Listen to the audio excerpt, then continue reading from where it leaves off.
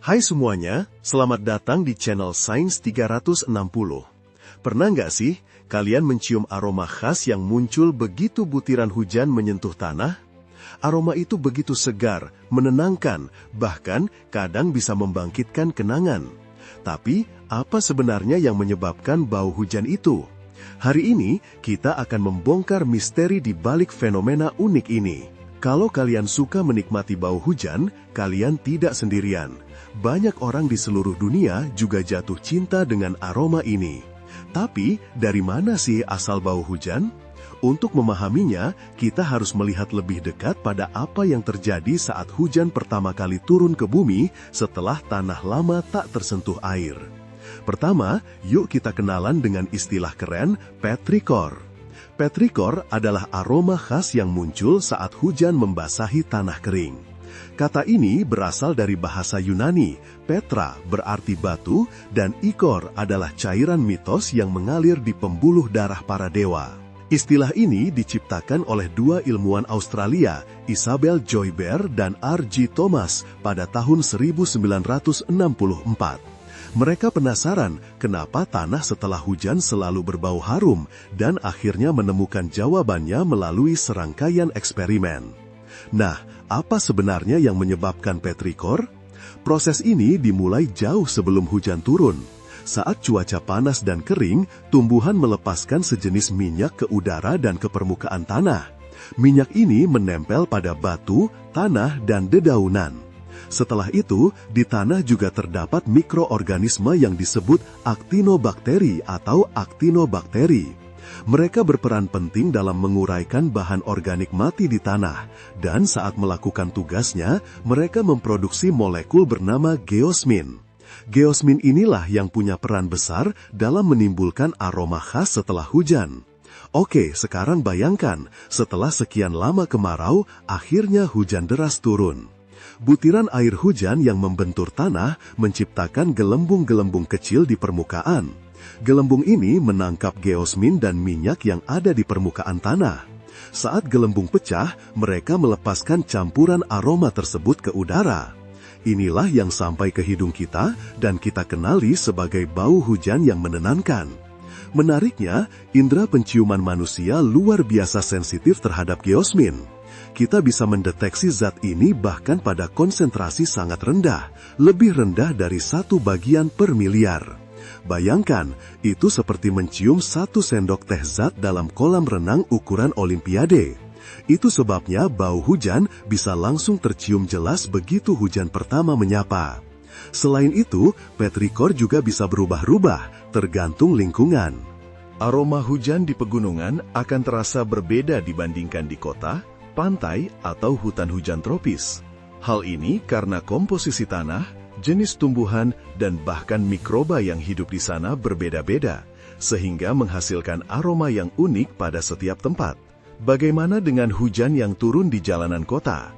Di sini, kadang aroma yang tercium bisa bercampur dengan bau aspal basah atau bahkan polutan. Tapi, jika kita beruntung, kita tetap bisa mencium petrichor yang asli, terutama jika hujan baru saja membasahi taman atau tanah lapang. Lalu, apakah bau hujan punya manfaat bagi manusia? Beberapa penelitian menunjukkan aroma petrichor bisa memberikan efek relaksasi dan membangkitkan perasaan bahagia.